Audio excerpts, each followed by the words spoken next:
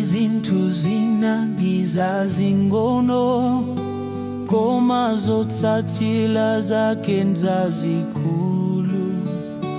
Machitidwe na mangochepa maso koma amaononga zinthu zambiri. Pili yanu ndiyo tani pansi pano, pili yanu ndiyo tani kumwamba.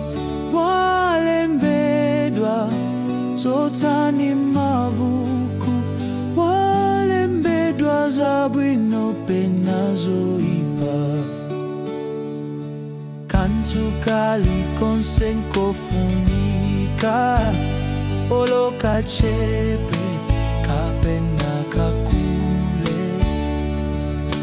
Pakufunika kusamalitsa, samalirani machitidwe anu. Pili yanu ndiyo tani pansi pano, pili yanu ndiyo tani kumwamba. Walembedwa zotani mabuku, walembedwa zabwino pena zoipa. Zilipo zinthu zina zomwe ndi zing'ono kwambiri, koma zinthu zimenezo zofunika kusamalitsa mmene tikuzichitira, chifukwa zimakhala ndi impact pa miyoyo yathu yekhenso miyoyo ya anthu ena.